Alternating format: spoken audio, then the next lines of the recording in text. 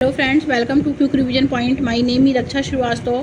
Friends, आज हम बाल विकास एवं शिक्षा शास्त्र के इंपॉर्टेंट क्वेश्चन को डिस्कस करेंगे जो कि फ्रेंड एग्जाम के लिए इंपॉर्टेंट है। चलिए स्टार्ट करते हैं। फर्स्ट क्वेश्चन है, किस स्तर पर बच्चे नियमों के साथ खेलों में भाग लेने में सक्षम होते हैं, उनकी एथलेटिक क्षमताओं का विकास होता है और तार्किक विचार प्रक्रिया भी बढ़ जाती है। हालांकि यह ठोस अनुभवों तक ही सीमित होती है। ए है बचपन, बी है मध्य बचपन, सी है किशोरावस्था, डी है शैशवावस्था। तो किस स्तर पर बच्चे नियमों के साथ खेलों में भाग लेने में सक्षम होते हैं, उनकी एथलेटिक क्षमताओं का विकास होता है और तार्किक विचार प्रक्रिया भी बढ़ जाती है। हालांकि ये ठोस अनुभव तक ही सीमित होती है। यह जो इसे कहते हैं मध्य बचपन। बी ऑप्शन करेक्ट हो जाएगा। नेक्स्ट क्वेश्चन देखेंगे। अभिकथन ए है कि कुछ संस्कृतियों में पहले मासिक धर्म का आना उत्साह के साथ मनाया जाता है, जबकि अन्य संस्कृतियों में इसे गुप्त रखा जाता है। ये करेक्ट है। और तर्क आर है कि बच्चों के लिए बचपन के अनुभव उनके सामाजिक सांस्कृतिक संदर्भों के आधार पर अलग अलग तरह से होते हैं। ये भी करेक्ट है। तो फ्रेंड, ए और आर क्या है, दोनों सही है और ए जो है आर की सही व्याख्या करता है। ओके, तो राइट आंसर ए हो जाएगा। नेक्स्ट क्वेश्चन देखेंगे। विकास क्या है? विकास अव्यवस्थित होता है, पूरी तरह से अप्रत्याशित है, एक आयामी है और गतिशील है। तो विकास गतिशील है। नेक्स्ट क्वेश्चन देखेंगे। विकास के शीर्षगामी सिद्धांत में कहा गया है कि विकास किस प्रकार आगे बढ़ता है। ए है सिर से पैर की ओर, बी है पैर से सिर की ओर, सी है केंद्र से छोर तक एंड डी है बाहर से केंद्र की ओर। तो विकास के शीर्षगामी सिद्धांत में कहा गया है कि विकास किस प्रकार आगे बढ़ता है, तो वो सिर से पैर की ओर आगे बढ़ता है। करेक्ट ऑप्शन ए हो जाएगा। नेक्स्ट क्वेश्चन देखेंगे। अभिकथन ए है कि किशोरों पर फिल्मों और विज्ञापनों का एक बड़ा प्रभाव पड़ता है और वह उनके व्यवहार व मूल्य भी उससे प्रभावित होते हैं। और तर्क आर है कि मीडिया किशोरों के समाजीकरण की एक शक्तिशाली द्वितीयक संस्था है। तो ए और आर क्या है, दोनों सही है। और आर क्या करता है, ए क्या करता है, आर की सही व्याख्या करता है। तो करेक्ट ऑप्शन इसमें ए हो जाएगा। नेक्स्ट क्वेश्चन देखेंगे। रमेश को अपने मित्र का पेन बहुत आकर्षित लगता है। वह उसे चुराने का विचार करता है, परंतु वह उसे नहीं चुराता, क्योंकि यदि उसके अभिभावकों को पता लगेगा तो वे उसे बुरा बालक कहेंगे। कोहलबर्ग के अनुसार रमेश नैतिक विकास के किस चरण में है? ए है यांत्रिक सापेक्षता अभिविन्यास, बी है सजा व आज्ञाकारिता अभिविन्यास, सी है सामाजिक अनुबंधन अभिविन्यास, डी है अच्छा लड़का अच्छी लड़की अभिविन्यास। तो राइट आंसर डी हो जाएगा, अच्छा लड़की अच्छी लड़की अभिविन्यास। नेक्स्ट क्वेश्चन देखेंगे। जीन पियाजे के संज्ञानात्मक विकास के सिद्धांत की एक प्रमुख आलोचना उसका यह विश्वास है कि सभी बच्चे 4 चरणों के क्रम में एक ही तरीकों से प्रगति करते हैं। और तर्क आर कहता है कि सामाजिक सांस्कृतिक कारक संज्ञानात्मक विकास में महत्वपूर्ण भूमिका निभाते हैं। तो ए और आर क्या है, दोनों सही है और आर जो है ए की सही व्याख्या करता है। ओके, तो राइट आंसर इसमें डी हो जाएगा, ए हो जाएगा, सॉरी फ्रेंड, ए हो जाएगा। नेक्स्ट क्वेश्चन देखेंगे। किस चरण में बच्चों की तर्कशीलता समस्या को एक ही पहलू से प्रत्यक्ष दिखाई देने वाली अनुभूति पर ही सीमित रहती है? किस तरह चरण में बच्चों की तर्कशीलता समस्या को एक ही पहलू से प्रत्यक्ष दिखाई देने वाली अनुभूति पर सीमित रहती है? ए है औपचारिक पारंपरिक, बी है पूर्व संक्रियात्मक, सी है मूर्त संक्रियात्मक एंड डी है अमूर्त संक्रियात्मक। तो राइट आंसर बी हो जाएगा, पूर्व संक्रियात्मक। नेक्स्ट क्वेश्चन देखेंगे। नेक्स्ट क्वेश्चन है, निम्न में से कौन लेव वाइगोस्की के सिद्धांत से उत्पन्न होने वाला एक अच्छा निहितार्थ है? ए है शिक्षकों को चाहिए कि वे बच्चों के समर्थन के लिए दिए जाने वाली मदद की स्तर और मात्रा में बदलाव करें। बी है शिक्षकों को उद्दीपन और प्रतिक्रिया के अनुकूल को सक्षम करना चाहिए। सी है शिक्षकों को सकारात्मक और नकारात्मक दोनों तरह के सुदृढ़ीकरण को बढ़ावा देना चाहिए एंड डी है शिक्षकों को स्मृति रणनीतियों को बढ़ाने के तरीके तैयार करने चाहिए। तो निम्न में से कौन लेव वाइगोस्की के सिद्धांत से उत्पन्न होने वाला एक अच्छा निहितार्थ है? वो है शिक्षकों को चाहिए कि वे बच्चों के समर्थन के लिए दिए जाने वाली मदद की स्तर और मात्रा में क्या करें, बदलाव करें। राइट आंसर ए हो जाएगा। नेक्स्ट क्वेश्चन देखेंगे। बच्चों में नैतिक विकास का सिद्धांत किसने प्रतिपादित किया है? ए है बी एफ स्किनर, बी है लॉरेंस कोहलबर्ग, सी है लेव वाइगोस्की एंड डी है अल्बर्ट बंडूरा। तो बच्चों में नैतिक विकास का सिद्धांत किसने प्रतिपादित किया है? तो लॉरेंस कोहलबर्ग ने प्रतिपादित किया है। नेक्स्ट क्वेश्चन देखेंगे। वाइगोस्की के अनुसार निम्न में से क्या बच्चों को समीपस्थ विकास के क्षेत्र की तरह की दूरी तय करने में मदद करेगा? ए है पाड़, बी है अनुकूलन, सी है पूर्वाभ्यास एंड डी है निष्क्रिय अनुसरण। तो वाइगोस्की के अनुसार निम्न में से क्या बच्चों को समीपस्थ विकास के क्षेत्र की दूरी तय करने में मदद करेगा? तो वो है पाड़। नेक्स्ट क्वेश्चन देखेंगे। हार्वर्ड गार्डनर बुद्धिमत्ता के स्थिर लक्षण होने की पारस्परिक सोच की आलोचना करते हैं। निम्न में से कौन सी बुद्धि को उन्होंने 8 प्रकार की बुद्धिमत्ता में शामिल नहीं किया है?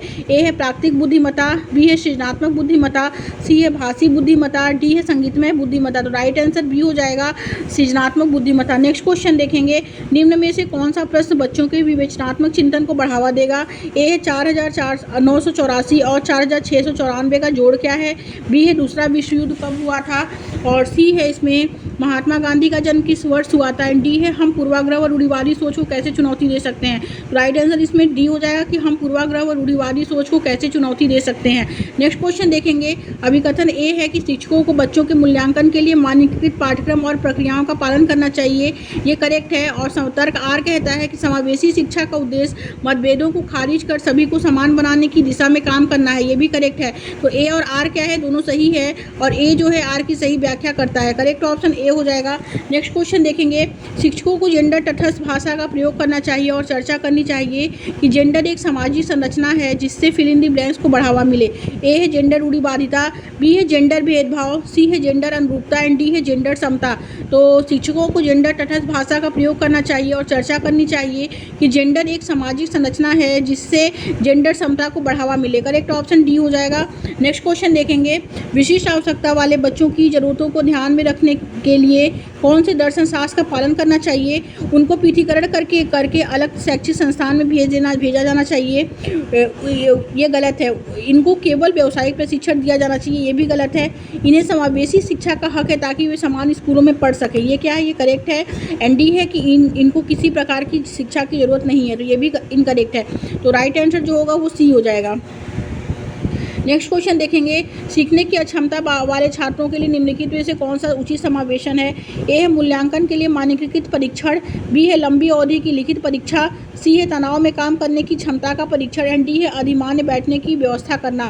तो सीखने की अक्षमता वाले छात्रों के लिए निम्नलिखित में से कौन सा उचित समावेशन है? तो वो है अधिमान्य बैठकों की व्यवस्था करना। करेक्ट ऑप्शन डी हो जाएगा। नेक्स्ट क्वेश्चन देखेंगे। समावेशी स्कूलों को चाहिए कि वे ए है विविधता को समझे, स्वीकार करें और महत्व दे, बी है बच्चों को पहचाने, नामीकरण करें और उन्हें पृथक करें, सी है एकरूपता और मानकीकरण पर ध्यान दे एंड डी है दया और सहानुभूति की मनोवृत्ति विकसित करने पर ध्यान दे। तो राइट आंसर जो होगा वो हो जाएगा कि समावेशी स्कूलों को चाहिए कि वे विविधता को समझें, स्वीकार करें और महत्व दें। करेक्ट ऑप्शन ए हो जाएगा। नेक्स्ट क्वेश्चन देखेंगे। रचनात्मकता की एक आवश्यक और विशिष्ट पहचान विशेषता है।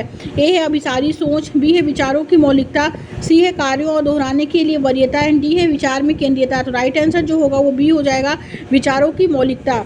और आगे देखेंगे। अगला क्वेश्चन है समावेशी शिक्षा के संदर्भ में निम्नलिखित में से कौन सा कथन सही है? ए है समावेशन में विशेष बच्चों के लिए विशेष स्कूलों का प्रस्ताव है, बी है समावेशन और बहिष्करण की प्रक्रियाएं जुड़ी हुई हैं, सी है समावेश केवल विकलांग बच्चों के लिए पाठ्यक्रम के अनुकूल का प्रस्ताव करता है एंड डी है समावेश सभी बच्चों के साथ समान व्यवहार करते हुए पाठ्यक्रम के मानकीकरण पर जोर देता है। तो समावेशी शिक्षा के संदर्भ में निम्नलिखित में से कौन सा कथन सही है? तो वो है समावेशन और बहिष्करण की प्रक्रिया जुड़ी हुई है। करेक्ट ऑप्शन बी हो जाएगा। नेक्स्ट क्वेश्चन देखेंगे। इनमें से कौन सा सामाजिक रचनावादी कक्षा का उदाहरण है? ए है एक कक्षा जहां शिक्षक पाठ्य पुस्तक में प्रश्नों के उत्तर निर्धारित करता है, बी है इसमें कि एक कक्षा जहां जो पढ़ाया जाता है उसका निर्धारण इस बात से होता है कि क्या मूल्यांकन किया जाना है, सी है एक कक्षा जहां शिक्षक विद्यार्थियों को उचित पुरस्कार देकर उनके व्यवहार को नियंत्रित करता है एंड डी है एक ऐसी कक्षा जहां बच्चे सहयोगात्मक तरीके से सीखते हैं। तो राइट आंसर इसमें डी हो जाएगा। Next question. निम्नलिखित में से कौन सी प्रक्रिया सार्थक सीखने को बढ़ावा देती है? निम्नलिखित में से कौन सी प्रक्रिया जो है वो सार्थक सीखने को बढ़ावा देती है? ए है अन्वेषण और चर्चा, बी है अनुकूलन, सी है मानकीकृत मूल्यांकन एंड डी है बार बार वेधन और अभ्यास। राइट आंसर इसमें ए हो जाएगा, अन्वेषण और चर्चा। नेक्स्ट क्वेश्चन देखेंगे। फिल इन दी ब्लैंक समस्या समाधान की प्रक्रिया में बाधक है। ए है अनुरूपित सोच, बी है कलन विधि, सी है स्वभानुभाविक एंड डी है अनुक्रिया समुच्चय। तो राइट आंसर इसमें डी हो जाएगा, अनुक्रिया समुच्चय। नेक्स्ट क्वेश्चन देखेंगे। अपनी सोच के बारे में सोच क्या कहलाती है? ए है पूर्वाभ्यास, बी है रटना, सी है अधिसंज्ञान एंड डी है सामीकरण। तो अपनी सोच के बारे में जो सोच है वो कहलाती है अधिसंज्ञान। करेक्ट ऑप्शन सी हो जाएगा। नेक्स्ट क्वेश्चन देखेंगे। किस तरह की गतिविधियों में हिस्सा लेने पर विद्यार्थी बहुत प्रभावी ढंग से सीखते हैं?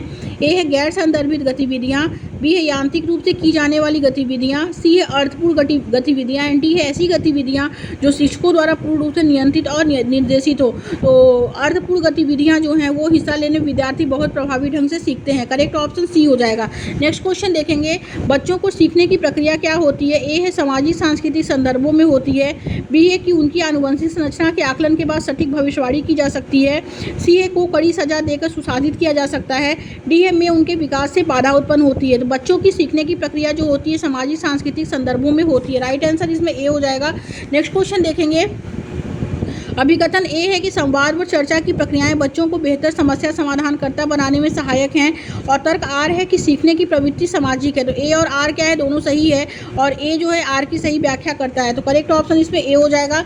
नेक्स्ट क्वेश्चन देखेंगे, सीखने का कौन सा दृष्टिकोण आंतरिक प्रेरणा पर केंद्रित है और सार्थक सीखने के लिए सामाजिक संपर्क पर जोर देता है।